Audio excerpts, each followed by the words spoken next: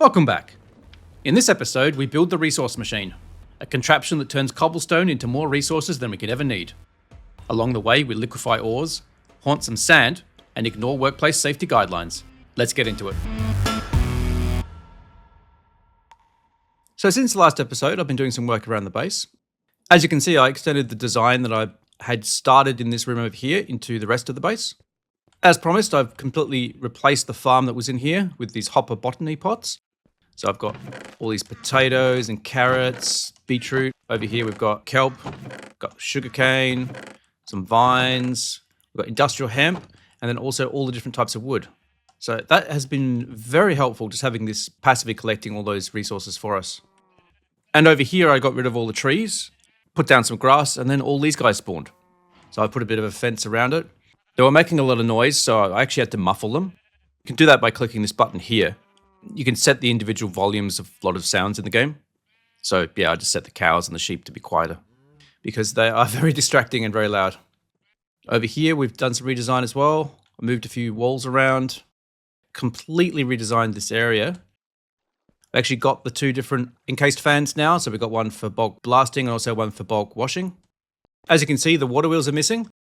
Those are actually now downstairs because I found that it was taking up too much space. So I thought I will actually move them down here. I just hooked up a vertical gearbox and it just runs up into the ceiling there. Also stops that sloshing water sound.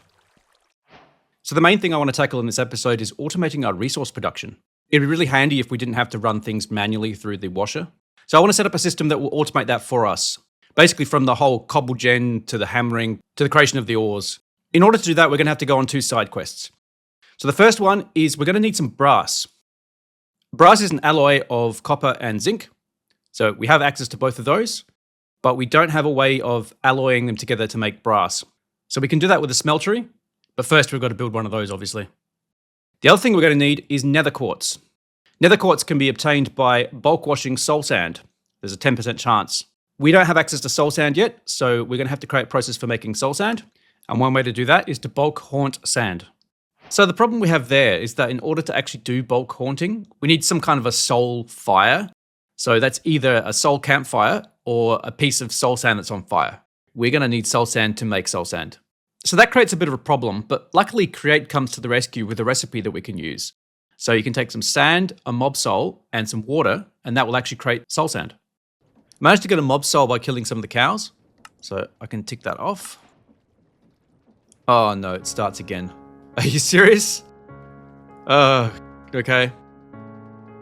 So we need to get a mixer, we need to make a basin.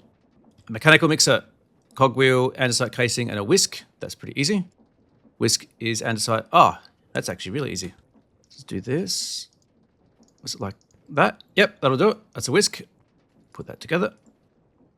And we have a mechanical mixer. Now we need a basin. Cool. From the look of it, I can slap it on the side of that. Perfect. And I'll place the basin there. Where did I put the mob soul is the question.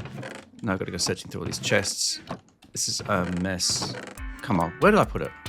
Oh wait, hang on. It might be over here. No. Okay. Yep, found it. I need a better storage system. Put the water bucket in there. Drop in some sand. And drop in a mob soul.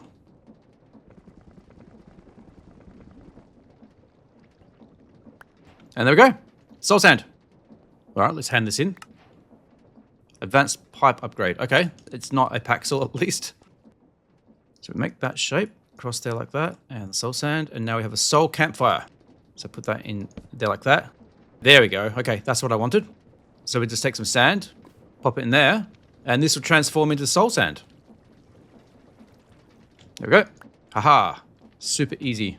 Let's wash some of this soul sand and see what we get. Nether quartz from soul sand is a 10% chance. All right, well, I guess we'll just let that go and move on. Let's make some brass. For that, we're going to need a smeltery. The smeltery is like an upgraded version of the smelter that we built in the last episode, but it's a multi-block, so it can have a higher capacity. It also has a few more tricks up its sleeve because you can make alloys as well, which is something that the smelter can't do. So we're going to need to make a controller. There's also some drains. We're going to need some of these seared blocks and also some seared tanks. So that's actually a good point. We could probably talk about the seared tank first. We can actually upgrade this. Now that we have access to lava, we can use lava as a fuel. I think we made one of those before. So if we do this, I think I can just get rid of this and place the seared fuel tank in instead. And then now we can get some lava. Grab that and put that in there. There we go. It's a much better fuel source. I think it's slightly hotter as well. So let's start with the smeltery controller. What's involved with that? You actually make it in a casting basin. Well, that's interesting. So you've got to melt some copper. You've got to put some seared bricks into the casting basin and then pour on top. So we do have to use that existing smelter to make it. Okay, so we grab some copper. So 1, 2, 3. And then we need seared brick. Pop that into there. I think I can just do that. Yeah, that's it. And then we now have a smeltery controller. Excellent. We're going to need some more of those seared tanks. Let's do that. We need a seared drain as well. And then make some more of these seared bricks. I want to make it 3 by 3 internally. So I'll just dig out a little area here. And then fill this in. So this will be the interior of it. You need to go around the, whoops. You need to go around the outside. Like that. Now, I think in theory, it can be 1 block tall. So if I was to put the controller there, what's it saying? Something needs to go there. Fuel tank, I guess. And then something there. There you go. So that is actually a valid smeltery, it seems. I mean, we want to make a taller one, but because it will have more internal slots. So there's, what, 9 slots there, which represents those in there. If we were to make more of these seared bricks, make it a bit taller. Like that. I think that now, yeah, has more space. Now we need to put some way for the stuff to come out. So that's what these seared drains are for. So I guess we'll put a casting basin here. And we're going to need to force it. Yep, okay, that seems to connect. Casting table. So pop that in there. And just drop in some iron ore. That's very fuel efficient because that is using 50 millibuckets just like the other one did, but it's got all of those melting.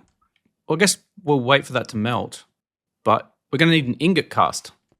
These sand ones keep getting consumed, and if we're going to be using this smeltery, we're going to need a gold cast so we can pour ingots and things like that and not have to recreate them every time. So it's pretty simple. First of all, you've got to melt some gold. And then all you got to do is put the shape of the thing you want to cast into the casting basin. And then basically you pour the gold around it. And that consumes the item, but you're left with a gold cast. So in this case, this one is 4 ingots. If you wanted to make rods, you could just put a stick in there and pour like that. There you go. And that's all there is to it. It's pretty easy. So I think I'll leave this set up here, even though we've got the smeltery now. This can be for making our casts and things. It's just probably more convenient. So using that technique that we saw from the last episode, we can do this. Actually, I'll have to take this out. Why not? Yep. So we'll place the chest in here. How can I place the hopper in there? Because if I do that, it's placing the wrong direction. I need to face it into this. But this, this thing's in the way. Okay. Like that. So anything that goes into there should go in. Yep. I put the faucet back. Casting table. Gold cast. And then do that. This should automatically pour iron and extract it into here. There you go. So now it's making ingots automatically. And we can do the same thing on the other side with the casting basin. Okay, so that's all set up. I'll get the faucet in there and the casting basin. We should have enough. All right, let's do this. So it'll just automatically pour, make itself a block, and then it should output and then try again. Like that. That is very cool. So we've got some basic automation happening. Hang on, we should collect those quests. Yeah, so we should do this. So because it's a random reward, fluid cell frame, and the Book of Mighty Smelting.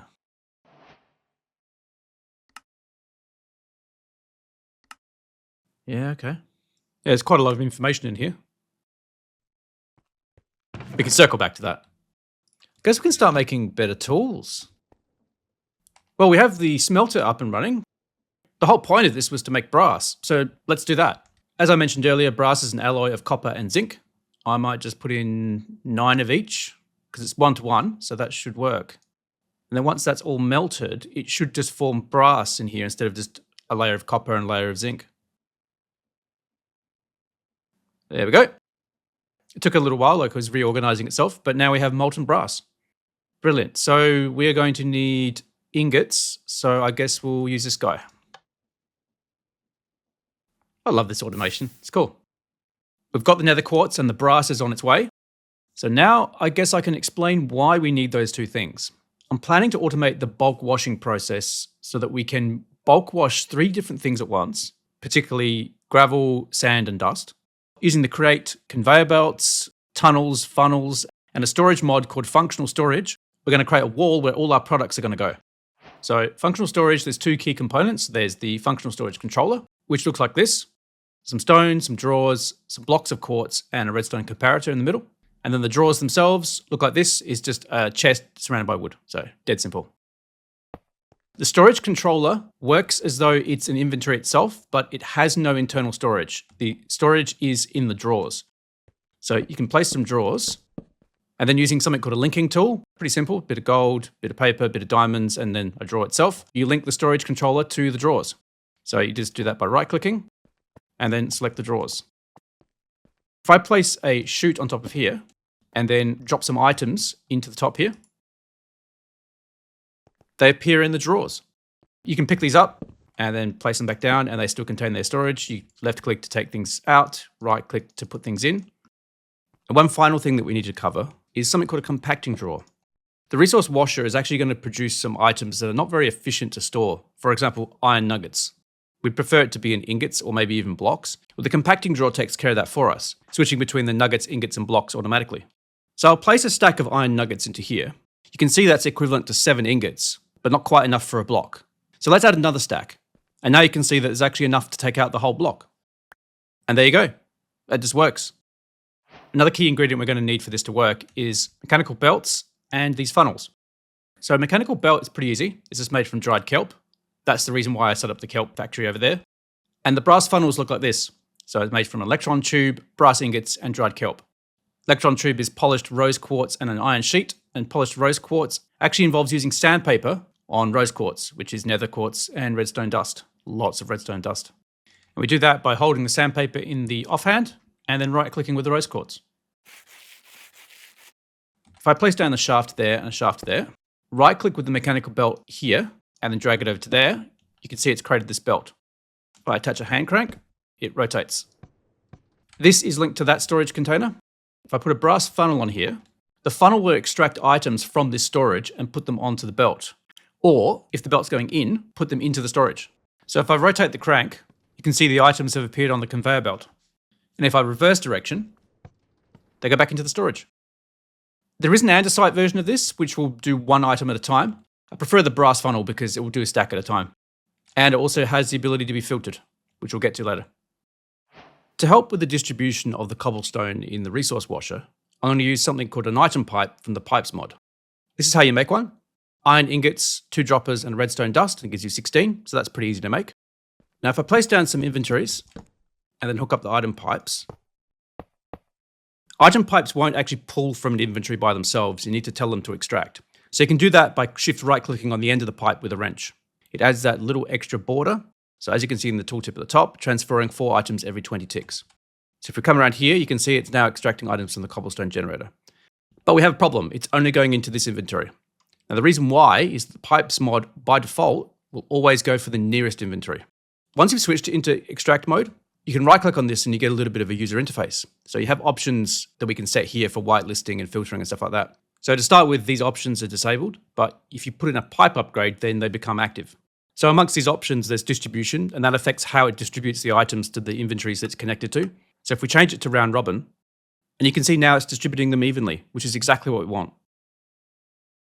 So I've gathered all the components that we need. It took a little while. There's quite a lot that we needed. But then I tried to create some space where it might go, and I've gone a little bit off the rails. Yeah. I started creating this pattern on the floor, and then came to here and realized it doesn't line up with the doorway.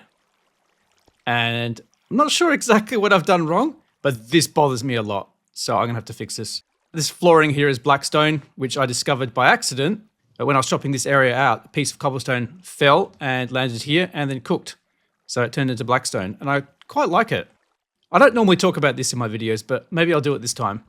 I think the problem I've got here through that doorway and along all the way through here needs to be a walkway. This machinery and all this stuff in the way is the problem. So I'm going to have to move all that and expand the room. As you can see, I've cleared out the room and rearranged this grid a little bit so it all lines up nice and pretty. Looks a lot better. I'm happier with that. Now I just need to put everything back. There's patches that obviously need to be fixed up, but we'll get to that later. But what we can do now is we can proceed with our build. What we'll do is we'll start with a gearbox. So I'll place that down there. Okay, we're done. Nah, I'm only joking. So I did actually record a full sequence of building this entire thing.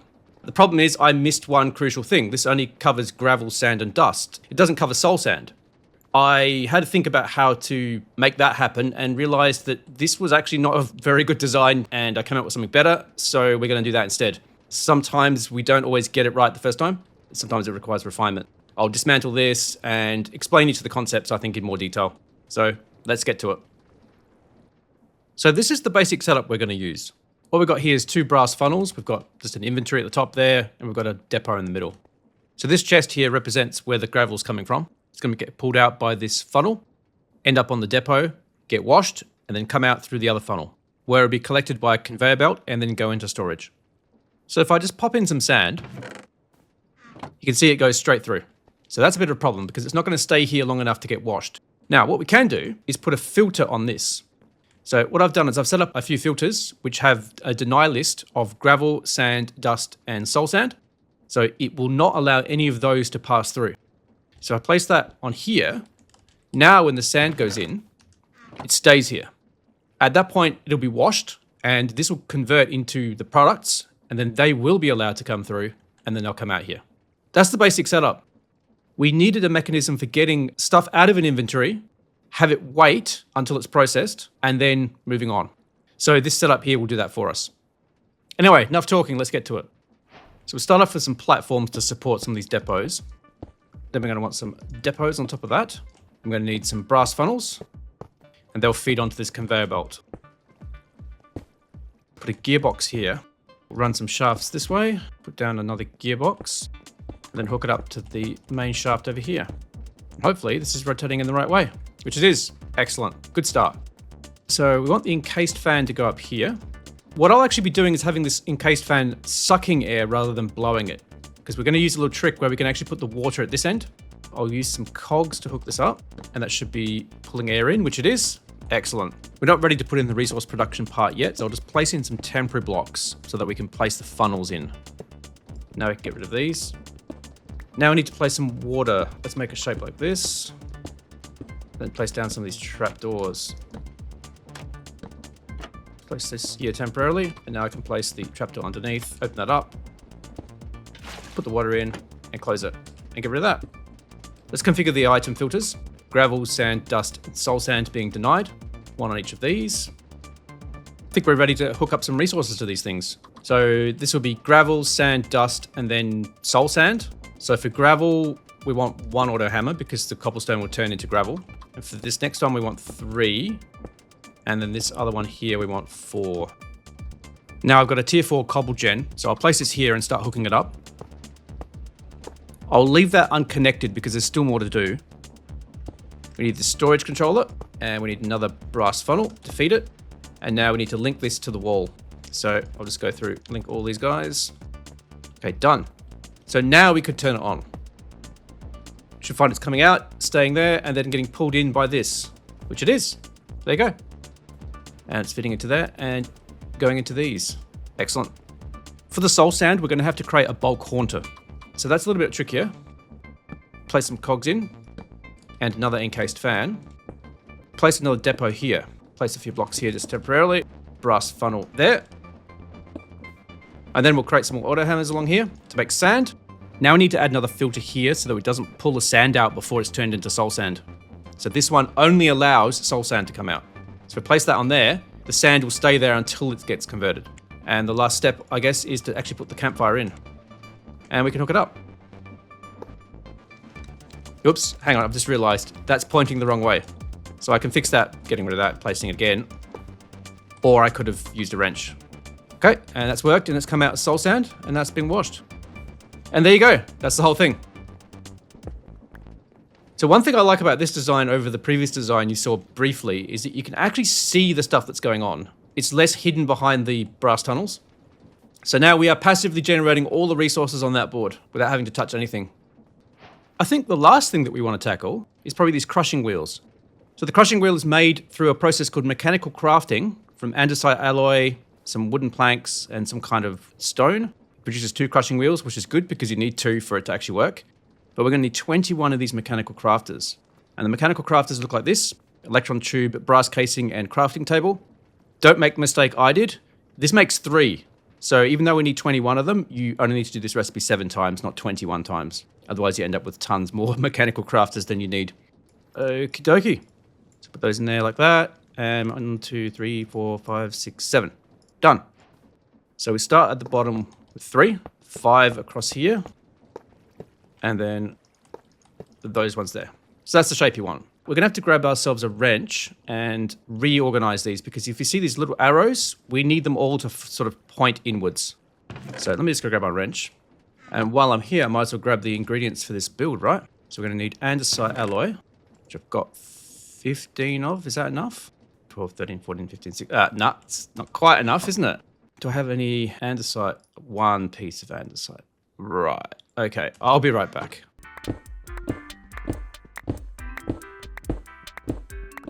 Okay, let's craft up the andesite alloy. We need to hook it up to these cogs here. From the looks of it, I could probably just run across there. There we go. That whole wall is now rotating, which is great. Now, for the crafting to work, all the components have to come together and exit at a certain point. So we'll do this point here. So we need to adjust so it goes that way, goes that way. Basically, just want to keep herding them into the same location. Okay, that should do it. So we'll go andesite in the middle, some planks, and then the rest should be this andesite alloy. And that is now crafting.